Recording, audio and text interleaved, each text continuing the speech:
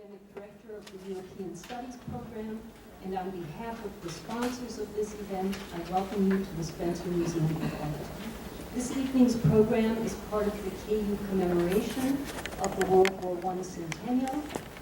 European Studies is fortunate to be working on this multi-year project with wonderfully collaborative partners across campus and in the community. Many of these partners are sponsors of tonight's lecture. I would like to thank the Spencer Museum of Art for hosting the event, the Center for Russian, East European, and Eurasian Studies. Adrian Landry deserves special mention. The University Honors Program, the Departments of History and Germanic Languages and Literatures, the Hall Center for the Humanities, and Peace and Conflict Studies in the Humanities and Western Civilization Program. I also want to thank the Center for Global and International Studies, in particular John Kennedy, Jennifer Duhamel, and Jessica Irving, who created the amazing flyer for this event. We also appreciate support from Kansas Public Radio and Professor Joe O'Brien in the School of Education.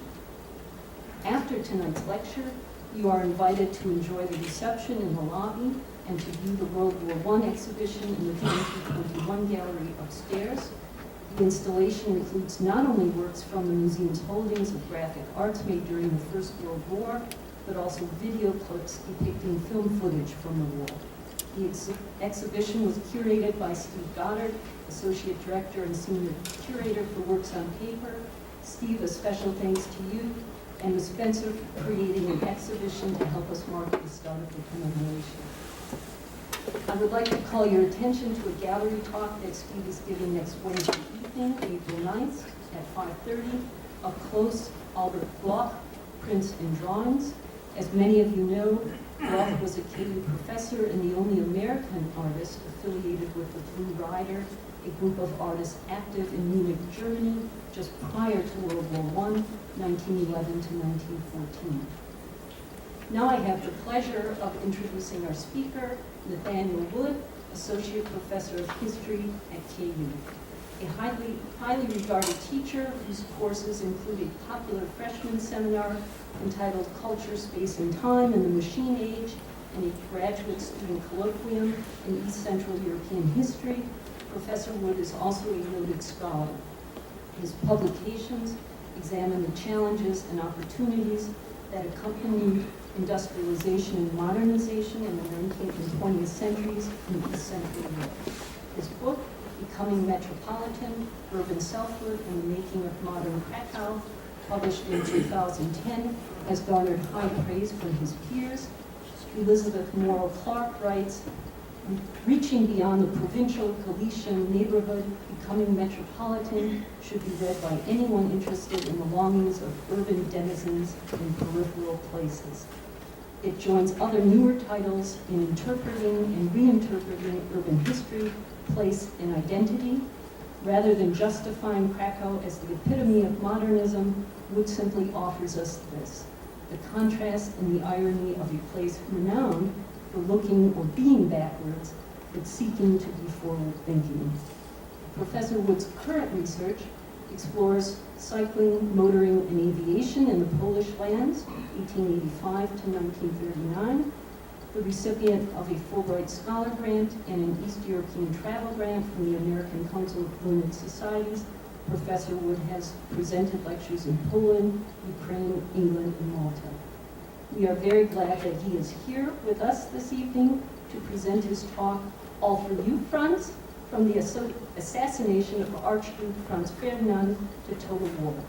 Please join me in welcoming my colleague Nathan Wood to the podium.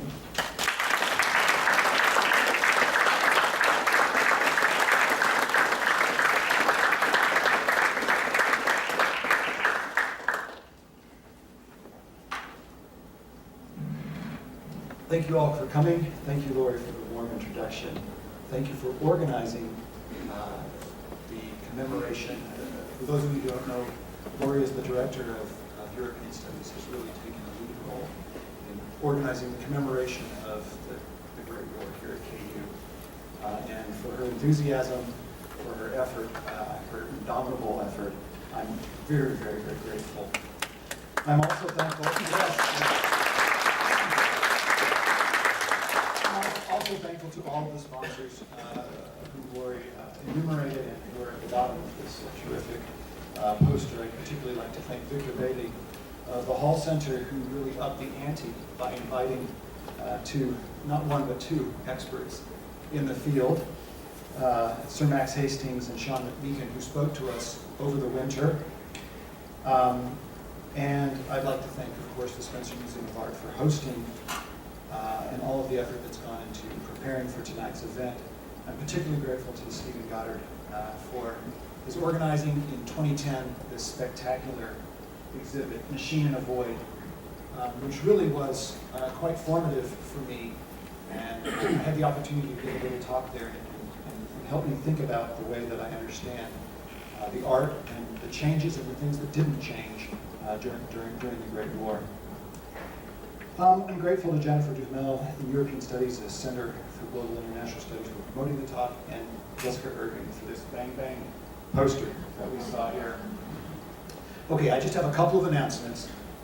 You saw as you came in the call for tweets, inspired in large part by the very successful tweets that went out last year for Quantrill's raid here in Lawrence. Sam Moore, a recent history graduate of KU, and Adrian Landry of Crease are working on this live Twitter feed of the assassination of the Archduke Franz Ferdinand.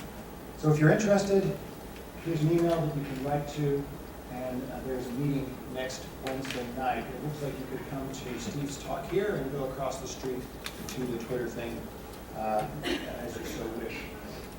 I also want to announce yet another talk about the Great War. There are hundreds of books about this topic, and apparently there are lots of talks about this topic. This should be really, really great.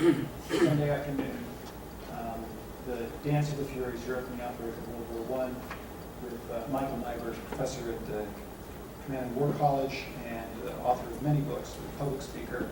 His focus will be primarily on the perspective of ordinary people. So ordinary people's response, which was contrary perhaps to what we have thought, not always as enthusiastic as we might have thought. Okay, so before I launch into my talk, perhaps I should say a little bit about what it is not, or more precisely what I am not. I'm not a Max Hastings military historian, and nor am I a Sean McMeekin diplomatic historian. And it's with some trepidation, based on the kinds of brilliant questions that I heard at both of those talks, that I enter into the fray of this major historical topic. I'm a cultural historian of modern Eastern and Central Europe, whose research period is bisected, as it were, by the Great War. And I've long been fascinated by the questions of how the war either accelerated or perhaps interrupted patterns of modernization that were already underway in what we might call the world of 1913. A few years ago, I actually began a research project related to the Great War. I wanted to investigate the urban and civilian experience of the war in Austrian Galicia. And like the Austrian troops of 1914, was defeated there. In my case, by the archives and my insufficient Ukrainian skills. I had a very hard time accessing the archives in Ukraine, even though I had friends on the ground, folks who could try and help me. And I was just disappointed that I wasn't able to find the rich sorts of sources that were available for Maureen Healy's study of Vienna. She's lucky, of course, because Vienna wasn't on the front. And unlike the Austrian troops of 1914, I didn't have any allies to come in and help me. So I cut my losses, for the time at least, and moved on to my third project, the one that Lori described. I'm delighted, however, that my PhD student, Drew Burks, who's a doctoral candidate as of this morning, is working on an innovative project about advertising in Galicia during the decade from 1911 to 1921. And Drew's Ukrainian is considerably better than mine. All right, so to start, I'm happy that I can share with you the following song, which has accompanied my lectures on the outbreak of the war for nearly a decade. Here we go. Oops. No, you don't.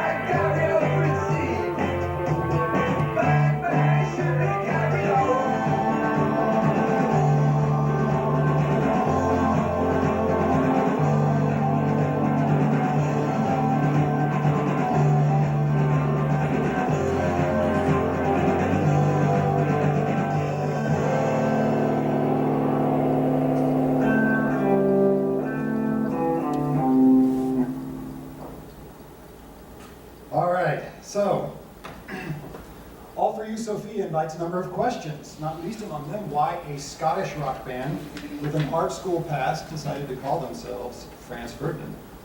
Besides, of course, the terrific consonants of the two Fs and the internal rhyme of the on. The song, which was a B-side on their breakthrough hit single, Take Me Out, makes clear that the historical allusion is no accident. Beyond writing this song, however, they seem not to have dwelt on the allusion much to their namesake. Asked in early interviews about it, they talked about how everybody knows who Franz Ferdinand was, because everyone knows that's why World War I started. They only somewhat jokingly said that they wanted to become such a big band that when you heard the name Franz Ferdinand today, you'd think of them first, rather than the old Archduke. Perhaps in certain circles, they've succeeded. When I met the band last October here in Lawrence, after a fun and very loud show for my, I guess, in middle-aged years, they told me that they're ambivalent about playing All For You, Sophia this June the 28th, because they don't want to detract from the seriousness of commemoration. Alex Kapranos, the lead singer, said they'd already been invited by the Habsburg family to give a private concert in Austria, but they had demurred, thinking it was rather strange.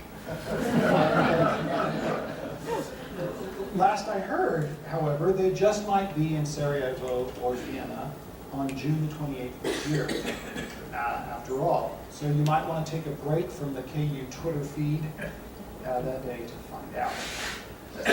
On a much more serious note, I'd like to explore why the assassination of an unpopular heir apparent led to one of the most influential events of modern history. Why does everyone with a high school education know that name? I'll briefly consider the assassination itself, the broader context in which it occurred, the diplomatic fiasco that followed, traditional explanations of why it led to war, and finally some of the effects of the total war that ensued on European society. Throughout, I'd like to emphasize the contingency of it all, as well as the role of culture, and particularly the deep-seated belief in honor that was prevalent among the men who actually precipitated the conflagration in the summer of 1914. Well, as historians, Franz Ferdinand, that is the band, did pretty well. There weren't 7 bullets in the Browning that young Gavrilo Princip pulled on the Archduke and his wife. The driver was not named Urban, but rather Leopold Loika from Moravia. Franz Ferdinand's last words were not, "All for you, Sophia," but he did, according to most sources, use the affectionate declension of her name, Sofra, when he told her to live for their children. Other than that, the song gets the gist right. So you probably know the story, but I'll rehearse parts of it for you today. Franz Ferdinand was the heir apparent. He wasn't very well liked by his uncle, and his wife, Sophie, whom he loved very much, was even less liked. She wasn't really approved of. She wasn't of proper status or rank. And so the Habsburg Imperial Court always had rather humiliating treatment of her. She never could become empress, and whenever the Archduke performed any official function, she really wasn't allowed to be there. However, in Bosnia-Herzegovina, which had just been annexed formally in 1908 by the Habsburgs, rules weren't so severe. And so this was an opportunity for the Archduke and his wife to go on an official state visit.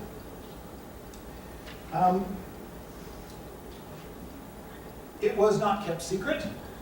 There were Serbian nationalists, Bosnian Serbian nationalists with ties to Serbian nationalist organizations, including, they were members of Young Bosnia, and they also had ties to Ujedinjeni Smrt, or Unification or Death, which was also known as the Black Hand, which was led by Colonel Dragutin Dimitrijević, who's also known as Apis for the Egyptian god who was always depicted as a bull. He was bullish himself, large and strong, fearless.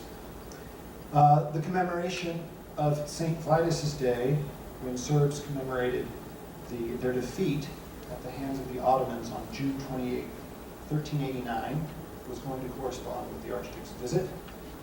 And the poorly organized assassination plot was only matched by the poorly organized security for the Archduke. So kind of mutual incompetence enabled this assassination to occur. Gavrilo Princip, along with several others whose names are listed here in this map, which I've taken from Sean McLuhan's book, were smuggled, given arms by Serbs in Serbia. The Serb authorities looked a blind eye as they crossed the border into Bosnia. And they were going to line up along this route, the Apple Key that you heard about in the song, that you can see here on the map, for the motorcade. And some had bombs, some had guns. One had a bomb and a gun. And most of them had cyanide pills that they were going to take after their assassination attempt.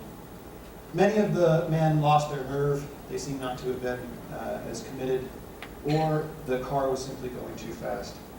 But Niedzielko Chabranovic indeed managed to lob a bomb, perhaps some sort of grenade, that in the varying accounts, even in accounts today, it's not consistent exactly what happened, but from what we can gather, the bomb, the driver, that is Franz Ferdinand's driver, saw the bomb coming, accelerated, the bomb bounced off of the hood. In one account, it says that it actually grazed Franz Ferdinand's cheek before landing on the ground and rolling underneath the car behind them, and it exploded and injured some of the officers who were in the car behind Franz Ferdinand. They sped on to the town hall, where the mayor and the administrator of Bosnia-Herzegovina continued on, implausibly enough, with their prepared speeches.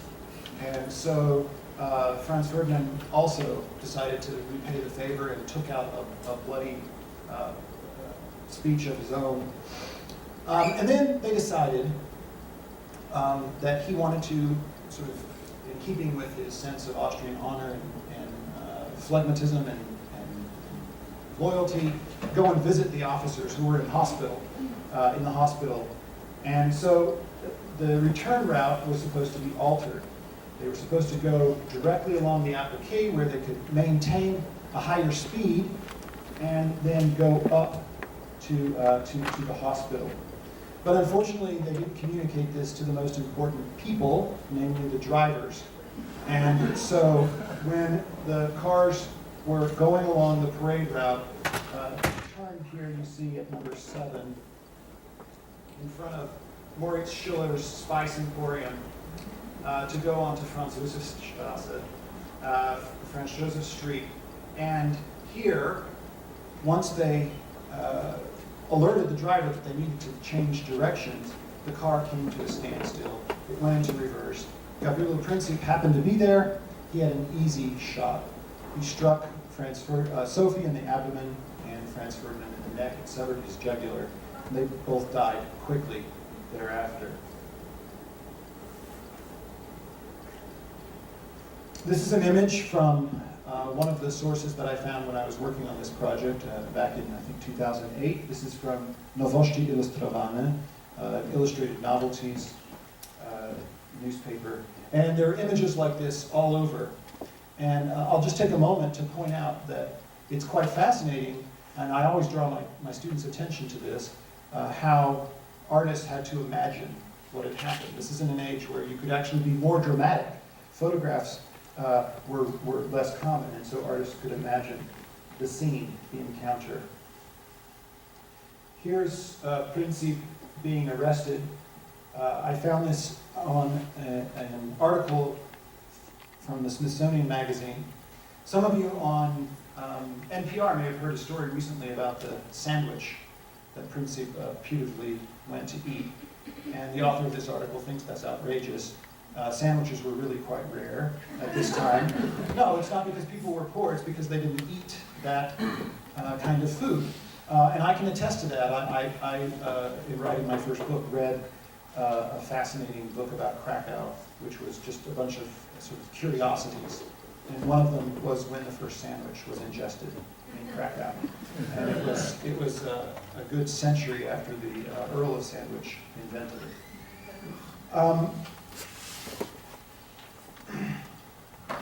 And then, of course, these are very, very famous images. Pardon me, it's more.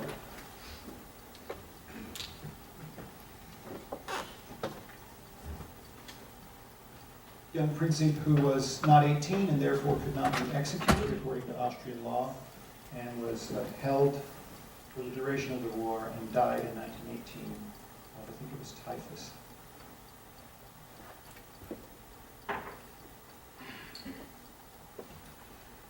Okay, so why did this assassination unleash a war? However gruesome the event may have been, it was not unique. After all, this was an age, perhaps not unlike our own, of terrorism and assassinations. We're sort of ruefully reminded of this just today and yesterday. Emperor Franz Joseph's wife, Elizabeth, had been stabbed by a relatively indiscriminate Italian anarchist in 1898. When captured, he claimed he just wanted to kill a royal. He managed to do it. 10 years later, the Viceroy of Austrian Galicia, Count Henryk Potocki, was assassinated by a Ukrainian nationalist. The King of Italy and, of course, President McKinley were both assassinated around the turn of the century. The one was a model for the other. While in 1903, the King and Queen of Serbia were murdered in a coup. The prime ministers of Bulgaria and Russia had been assassinated even more recently. And there had even been several attempts, some more successful than others, in Bosnia on Habsburg officials in the last few years. So terrorism, inspired by anarchist ideals quite often, but not always, made people doubt in their own security. It made them doubt the values, perhaps, of their civilization. But it had yet to precipitate a war. What made the Sarajevo murder different and so potent? Max Hastings suggests that the collapse was on the way regardless. He likens the assassination in Sarajevo to a wasp's sting on a chronically ailing man who is maddened into abandoning a sickbed to devote his waning days to destroying the nest. Rather than providing an authentic cause for the First World War, he writes, the murder of Archduke Franz Ferdinand of Austria-Hungary was exploited to justify unleashing forces already in play. Margaret Macmillan, whose book I greatly enjoyed reading over the last few weeks, offers a different, perhaps, interpretation and approach. She provides, I think, a great context, the sort of thing that you would hear in one of my classes, and perhaps classes that you've already had. Listen to this list of the context for why this assassination could have helped to precipitate a war. Quote, for a start, the arms race, rigid military plans, economic rivalry, trade wars, imperialism with its scramble for colonies, or the alliance system dividing Europe into unfriendly camps. These are potential sources. She also notes ideas and emotions. These include nationalism with its unsavory writers of hatred and contempt for others, fears of loss or revolution of terrorists or anarchists, and hopes of change for a better world. In addition, she draws our attention to the demands of honor and manliness, which meant not backing down or appearing weak. She draws our attention to the social Darwinism, which ranked human societies as if they were species and promoted competition and struggle. And what of the role of individual nations and their motivations? The ambitions of rising ones, such as Germany and Japan, the fears of declining ones, such as Great Britain, revenge for France and Russia, or the struggle for survival for Austria-Hungary. But then she says, forces, ideas, prejudices, institutions, conflicts, all are surely important. Yet that still leaves the individuals, not in the end that many of them, who had to say, yes, go ahead, and unleash a war, or no, stop. She says it's tempting to say that war was inevitable. She reminds us that we should never underestimate, and I'm quoting here, the part played in human affairs by mistakes, muddle, or simply poor timing. She reminds us that the Great War was the war that ended peace, a conflict that arose in a period of great ferment. It is short, yes, but also great progress, a period of prolonged peace in terms of truly destructive wars and mobility. Europe of 1913 was not necessarily a powder keg, as we are wont to say, waiting to explode. It could, as Macmillan notes, just be quite similar to our own society today. There are always strands that can become part of a teleology after the fact. And I think one of Macmillan's really interesting contributions is she's systematically doing this. You can look on a website, if you look on her website, she makes explicit comparisons to the world of today and the world of, let's say, 1913. And helps us to see parallels. So one that we won't be perhaps as complacent as the Europeans in 1913 were, but one that we will also realize why they were able to be so complacent. Okay, so as we know, this was a time of nationalism, rising senses of national self-identification. I show this map to my students in my undergraduate courses on East Central Europe.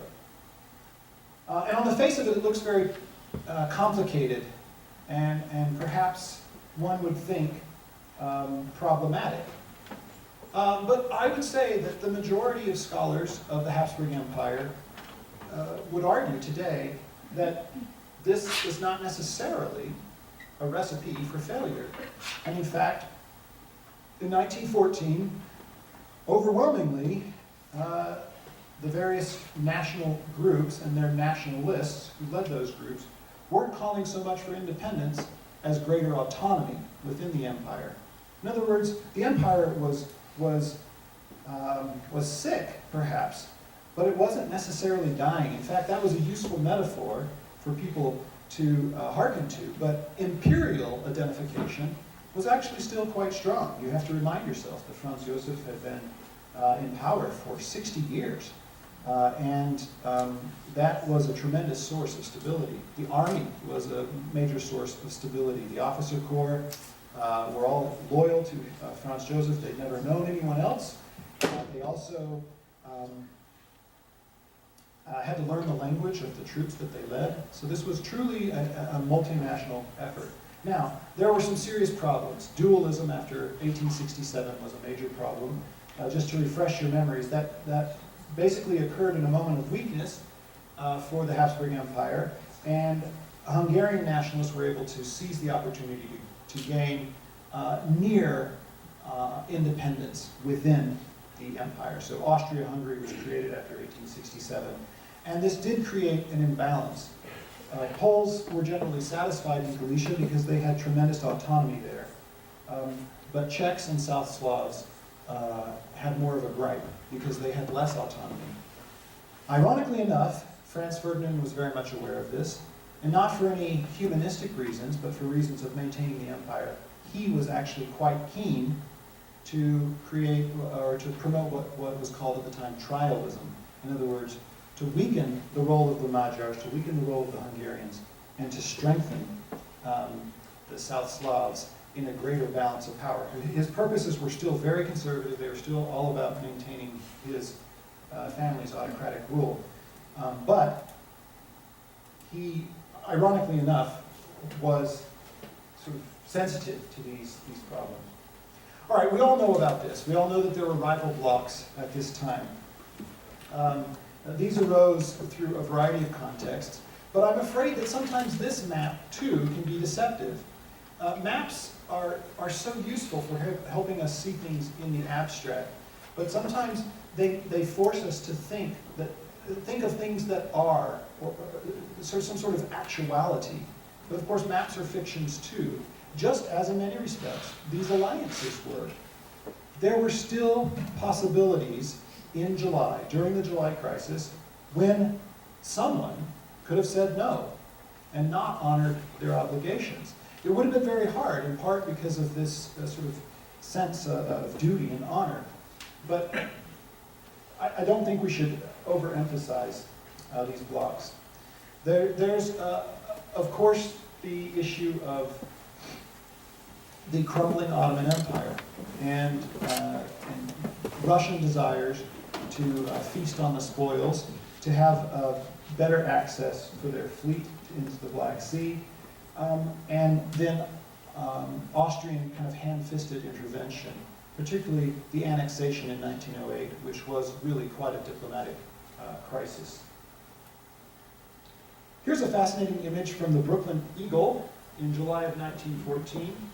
I don't know if you can read this as I enlarged it here, but basically there's little Serbia. If you touch me, I'll, and Austria says, if you make a move, I'll, Russia, if you hit that little feller, I'll, if you strike my friend, if you hit him, hi, there, if you don't, John Bull running in the back. And so, sort of from the safety of the other side of the ocean, the Americans could try and depict this process, perhaps accurately, as it unfolded. All right, so let's talk for a moment about the countdown to the war. In early July, only the Hungarian minister-president, Count Tisza, opposed the war. Franz Josef was reluctant at first, but pretty quickly he came around. He sort of sensed that it was his duty. He felt that he'd been mistreated by the Italians formerly, and did not want to send the wrong message. He wanted to crush Serbia. And of course, Conrad, the minister of the army, was so bellicose that he had, in the last, I think, year and a half, proposed war on Serbia some 25 times. So there's no doubt that he was itching for an opportunity. And Macmillan and others, not just Macmillan, likened this to the Iraq War earlier in our own millennium, our own century, when hawks take advantage of a moment to try and strike.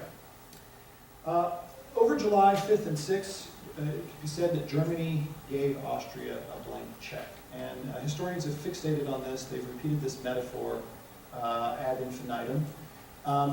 It's fascinating how it played out. And reading McMeekin, which goes to the nitty-gritty details and the complexity of the conversations and tries to ferret out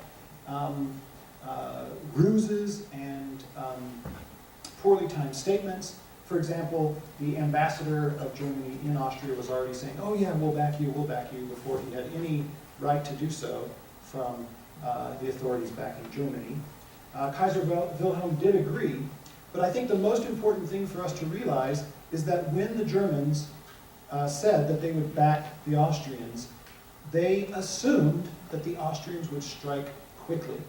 This is a really, really important detail. They thought that the Austrians would advance on Serbia, teach Serbia a lesson, and it would be a fait accompli. That it would be too late, really, for the international community to get too worked up about it, because if Austria struck and then didn't actually occupy the territory, but pulled back, then what could happen? And of course, I think of the annexation of Crimea, this idea, that in geopolitics, just moving quickly sometimes makes it very hard to undo an action. And in many respects, that's what had happened with 1908, the annexation of Bosnia and Herzegovina. The Austrians, however, didn't move quickly. They dithered and dallied, in large part because their troops were on so-called harvest leave. And harvest leave was an acknowledgement that they were an agrarian country and that the men needed to go home and help with the harvest over the summer.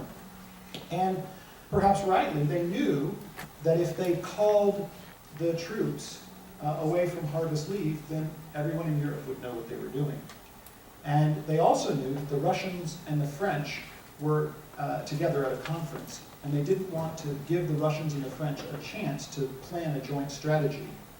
So the Austrians delayed the ultimatum to Serbia and the the attack. Austria declared war on the 28th of July. Tsar Nicholas II signed an order for general mobilization that night. He knew what he was doing. He was aware that this was unleashing a bloodbath. A lot of times historians focus on when the Germans issued their mobilization orders, but Russia had already started a pre-mobilization order, and this included an attack, advancing on the German side. Now, to be clear, all of these diplomats, they're away on holiday, they have poor communication, there's time when the French diplomats are on a ship in the Baltic. Basically, the feeling one gets reading the story is that there are lots of blunders, lots of could-have-beens.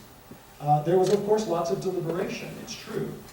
Many of these men did want a war, but they didn't foresee the kind of ramifications that would come in most instances of their actions. I think McMeekin would tell you that on July 29th, this is when it's really clear that a European war is likely to happen. And then the story continues. The Entente had the opportunity basically to respond then, and Germany made a major flaw by invading Belgium. It was a stupid move on their part, because every one of these diplomats was trying very hard, of course, to present a case in which they could justify their actions, in which they were not the first to act, and in which they had not done anything brutal. We all know, I'm sure, about the Schlieffen Plan, this idea that Germany felt encircled and had to fight a two-front war. But recent historians, I think, have downplayed this sense. And McMeekin, in particular, argues that very few, even of these sort of men at the top, desired a European war. They all somehow hoped that perhaps the British would come in and come up with a solution. And Grey was too slow. He didn't react quickly enough. Foreign Secretary Grey in Great Britain. So war began. I'd like to read a few. Here's an image actually from the exhibit. You can see this upstairs. A stirring image of how severely the German attack in Belgium backfired for the Germans in terms of public opinion. This is also a famous image, of course. This is Hitler in Munich celebrating the outbreak of the war. I'd like to read you a few passages of other reactions.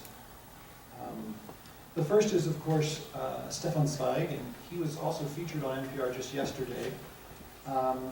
He was at the beach in Belgium, is experiencing what Europe was like at the time, which is a place where people didn't have to travel with passports unless they were going to Russia or the Ottoman Empire, where the elite and even the not-so-elite had tremendous mobility. So he was at the beach when Austria declared war, and he noticed how everyone continued to revel in the sunshine and breezes, but by the next morning, most had left, packed up, and gotten on the trains to go home. Now I quote from him: "Trains were filled with recruits, banners were flying, music sounded, and in Vienna I found the entire city in tumult. The first shock had worn off," he observed, "and people seemed united as never before. To be truthful," he mused in his autobiography from 1943, The World of Yesterday, "there was a rapturous and even seductive something in the first outbreak of the people, from which one could escape only with difficulty. And in spite of all my hatred and aversion for war, I should not like to have missed the memory of those first days. As never before, thousands and hundreds of thousands felt what they should have felt in peacetime, that they belonged together.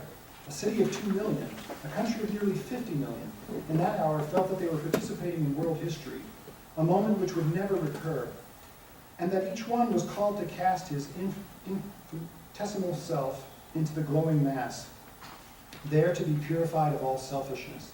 All the differences of class, rank, and language were swamped at that moment by the rushing feeling of fraternity."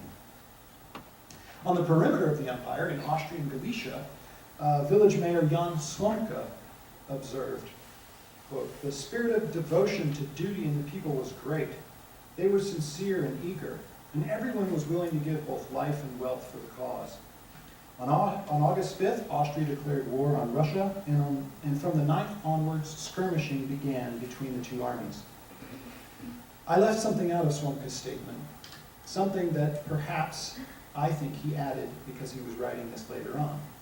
He wrote that people were sincere and eager, mindful that Poland should rise again, and everyone was willing to give both life and wealth for the cause. But then his later discussion kind of belies that statement. He shows how when Czech soldiers came through, in fact, this is an image of, oh goodness, we'll get back to that. This is an image of soldiers at the main train station in Krakow. And they were greeted, as we know, with bread and salt and water and even kisses. Swamka's experience of the war is really utterly fascinating. I'll come back to it, I hope, in just a little bit. Yaroslav Hašek, writing his masterpiece, The Good Soldier's Fake, after the war, also after the war, seems, to my mind as well, to have projected his knowledge about the outcome of the war into his depiction of its outbreak, as experienced by the dog catcher and certified idiot Schweik, who gets arrested for both his irreverence regarding the imperial assassination and his public display of loyalty, in which his elderly landlord, as we saw here, pushed the rheumatic Schweik through city streets in a wheelchair. Regardless of how he behaved, the authorities presumed his disloyalty, calling him a malingerer. So it's an absolutely hilarious passage, classic in world literature. Perhaps all of you know it well. I assign it in my classes. So permit me for just a moment. I'm going to go back to Swamka's experience of the front. It's really quite fascinating, and it was a revelatory moment for me when I read his memoir in grad school. So he lived right on the border, the Vistula River, right between Austria and Russia. And the troops fought in his area and crossed the river and continued on into fighting into Russia. And then, pretty quickly, as you military buffs will know, they were equipped and came back through the village. And Swamka, as the mayor, had to prepare for Russian occupation. They wisely dumped all the vodka down the drains. And then when the Russians came into his hometown, the Russian officer came up to Swamka, recognizing him as the mayor, and asked if he could quarter his troops in Swamka's barn. And Swamka agreed to this. And I remember this being quite a shock for me until I thought about it. And of course, this was the moment in the war when we still had professional armies. We still had officer corps. And this officer had every intention of treating this man with respect because he presumed that this part of Poland could become part of a greater Russian empire. Later in the war, when the Hungarian Honved comes through, they treat Swamka's village like conquered territory. They have no regard for the Polish villagers there. They take freely what they want. They steal horses, they requisition grain, they abuse the population. And you see this picture playing out throughout the Habsburg Empire, which is, of course, the story that I know best. That over the course of the war, people who were formerly loyal saw the empire crumbling around them, and they turned to alternate sources of identity and safety. And those two sources were increasingly nationalism, or national identity, national self-identification, and socialism, particularly in the model of the Bolshevik Revolution. So as the war progressed, you'll note in this map, I often tell my students to read maps very, very simply, that there's one section that is much larger than the other, where you have the diagonal lines. And that's significant. The front in Eastern Europe was mobile, and that meant for a very different experience for these citizens, not unlike I just described for Swamka. Russians got as close as I think about 15, 20 kilometers outside of Krakow, and refugees left in 1915. Lemberg, Lviv, was occupied for I think 9 or 10 months during the war. On the Western Front, we have our standard story of trench warfare, stalemate and slaughter. And of course, this This is the image that is perpetuated, particularly here, where we get an Atlantic version of that history, perhaps overly dominated by the British war poet's perspective. It's good to be reminded of the Eastern Front, and of course other fronts, the Italian front, the fighting in Turkey. All right, at this point, I'd like to look a little bit at some images from the machine in a void. These two are not available upstairs, but they were some of my favorites. And they help show us how artists were understanding total war. And total war very much was, as Lionel Feiniger illustrates, about relatively evenly matched sides that were tapping reserves that they hadn't had to use before.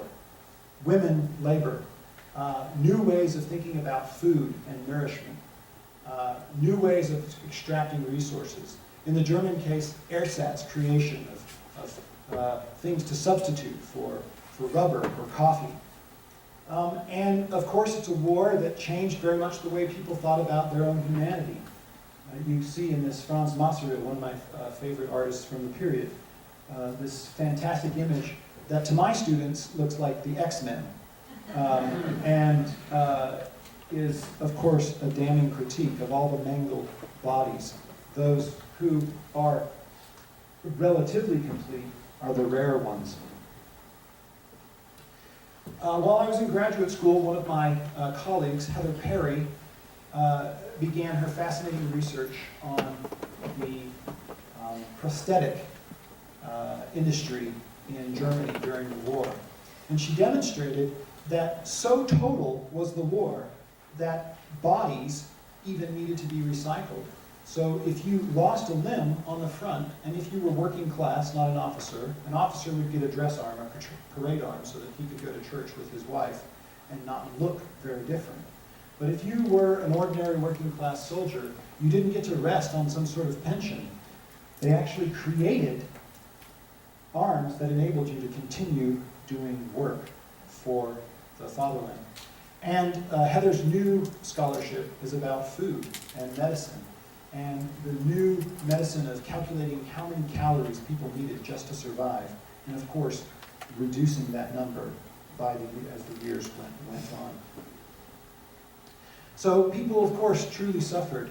This Andre Dembarel, I think is the name, painting called The Crazed Man, etching, is upstairs, and I recommend that you take a moment looking at it, this sort of sense of destruction and despair that came from the war.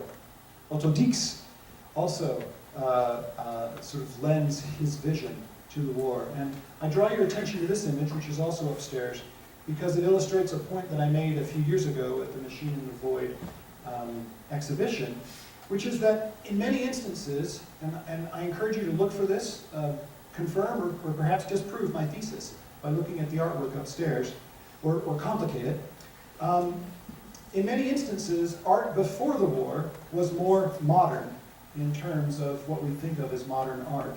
And during the war, sometimes the best effort you could make to offer a damning critique of what was going on was to be representational again, to be precise, to make bodies look like bodies, to make trees look like trees. But by the end of the war, we're seeing a resumption of this sort of fracturing that was already being experimented with Kandinsky and Picasso and the futurists from before the war. All right, so here at the end, I'd like to ask a few questions or sort of present an argument about the causes of World War I. Of course, the straightforward answer was that there had been a Balkan War in 1912, a Balkan War in 1913, and that the Austrians deliberately precipitated a Balkan War in 1914. The only unfortunate difference was that the alliance system kicked in. That Russia said that they would defend Serbia because of their one fellow feeling for Slavs who they soon felt were being abused, but also for their desires, their very real desires to have more control in the region. As early as 1928, Sidney B. Fay wrote a book called The Origins of the War, in which he concluded that there were many guilty parties, and didn't lay the blame squarely on any of the parties, but put a lot of emphasis on this so-called blank check that I mentioned earlier.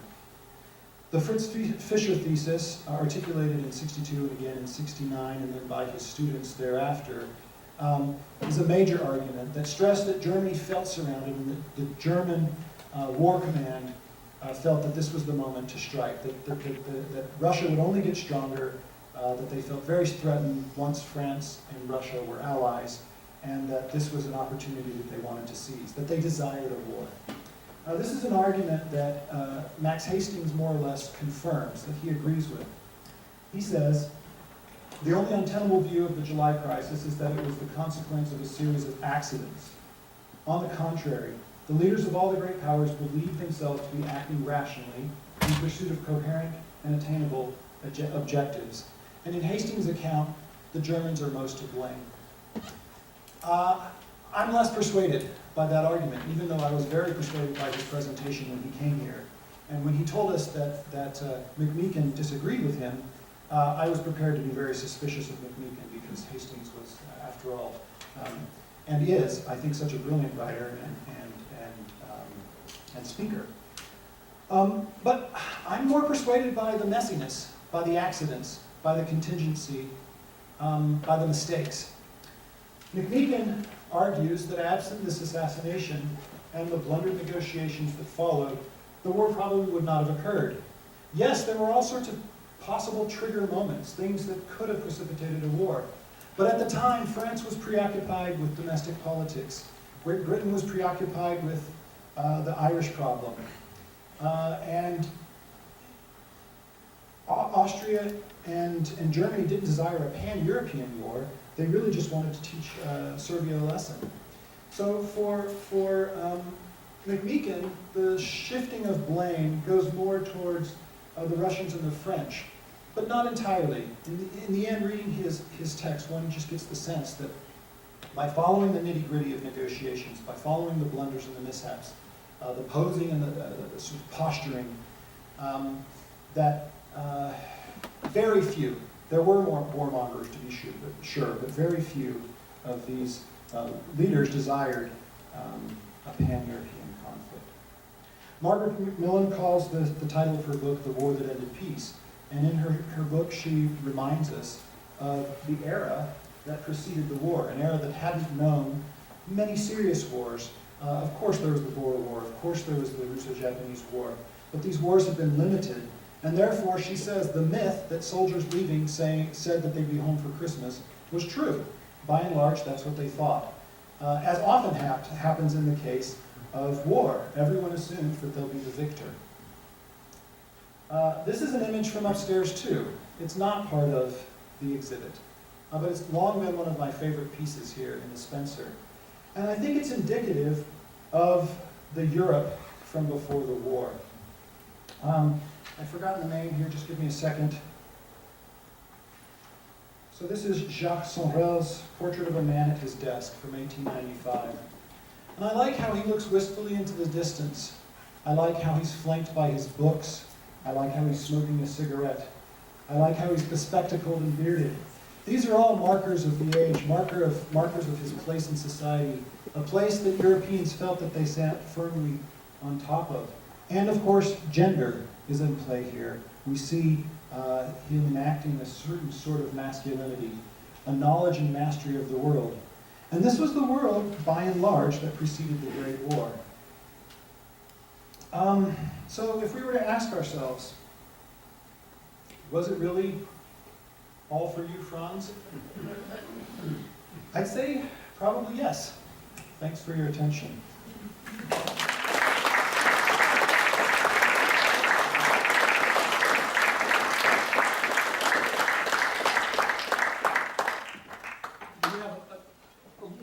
Just a few moments for questions. Okay, yes, Professor Chitawa. Anna.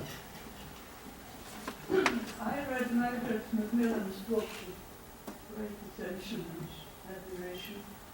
And in one place, she notes that when the Serbs replied to the ultimatum from Vienna, they accepted everything except an Austrian investigation in Serbia itself.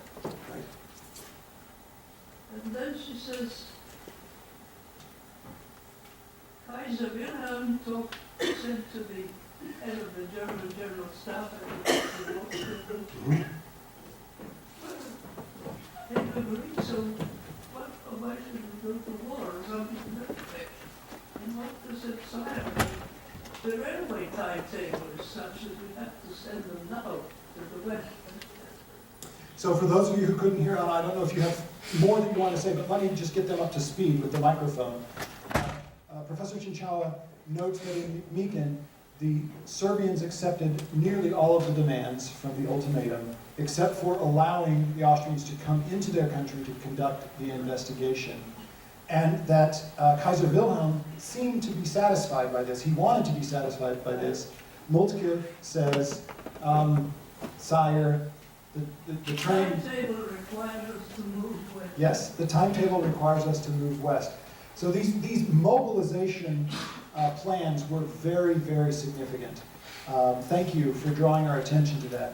The fact that each of these belligerent powers felt the need to get their troops moving in time so that they would have the advantage meant that once mobilization began, in effect, it was very hard to pull back from the precipice. Once mobilization began, war was pretty much imminent. Yes, thank you. Yes, Marie. Thank you for this fascinating talk, which I could take in a number of directions. But I wanted, you had a quote that I just thought maybe you could expand upon a little bit.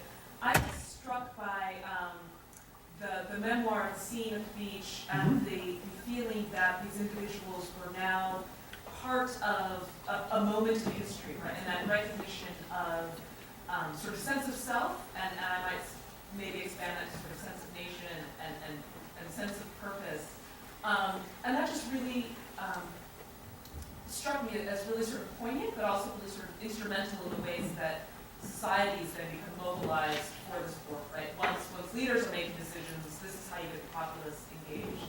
And so I'm wondering if you could just perhaps expand on that individual notion of becoming involved in something vital.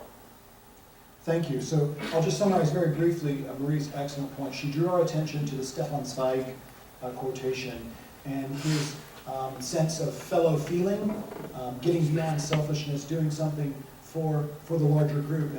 And she asked me to perhaps reflect a bit on that way that people can feel part of something vital, something larger than themselves, and perhaps the effects of that.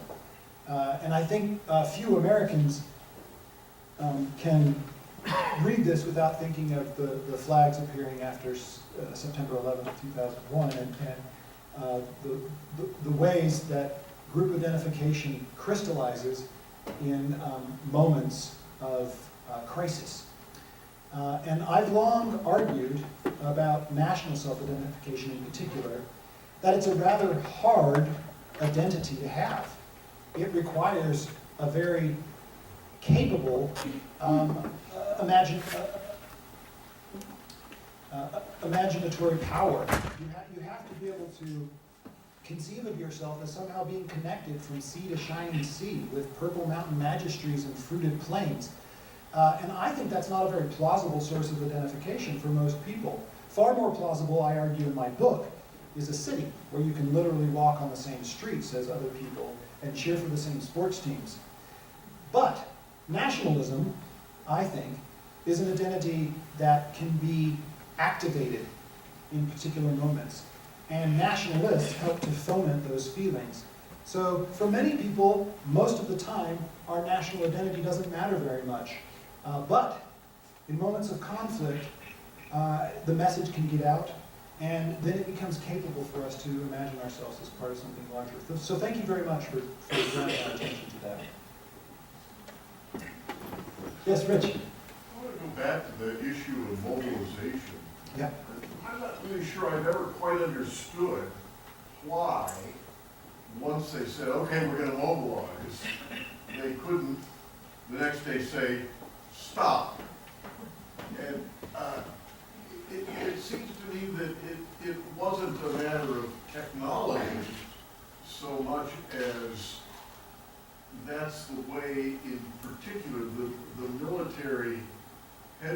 leaders, and not just in Germany, but in France and in Austria, everywhere, you know, conceived of it. That it was in their heads that they couldn't stop. It wasn't an actual reality that they couldn't have stopped. I'll just say that I think that's a great point. So let me summarize just briefly Rich's point. So about this issue of mobilization, he just points out that it's hard for him to understand why they couldn't stop. I will say one thing.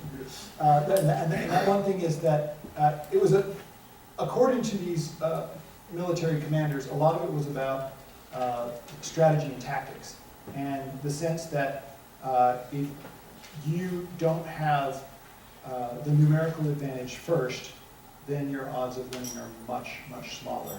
And so, in that regard, I am persuaded by McMeekin's point about mobilization, that sort of once Russia had begun what they called pre-mobilization and then mobilization, it made it very, very difficult to pull back from the precipice. You might add that during the Franco-Prussian War, mobilization actually did matter in terms of the outcome of the war. And if you're Germany and you have to fight a two-front war, Right. you got enemies on both sides, then the object of the Schlieffen Plan was to finish up one side very quickly so you could move forces using interior lines, railway system to the other side to meet the Russians. So for the Germans, mobilization is actually extremely important in terms of the outcome of the war. Yeah, thank you. Were you able to hear Adrian's point? Excellent. Yeah. Yes, Victor? I have some sympathy for the way that historians these days are tending to talk about contingency. Oh boy, Victor, you're worrying me. And accident and so on. But for an event of this astonishing scope, is contingency really the kind of thing that historians should be settling on? If you had to yourself think of a larger explanation for the war, a bigger explanation, what would it be? Well, I'm perhaps too fresh off of reading these books, and I'm under their sway, to be completely honest with you. So right now, to me, the larger problem was diplomacy. It was a system, a diplomatic system, that was designed originally under the Congress of Vienna to prevent war, but that over its various shifts and iterations throughout the 19th century had now actually set up two more or less equally balanced blocks against each other. And the diplomats of the day, I don't think, realized the magnitude. Some of them did. Of course, you can always go back and cherry pick the prescient thinkers. But the failures of diplomacy strike me as the major reason for the war. That's how I would answer that. Yeah.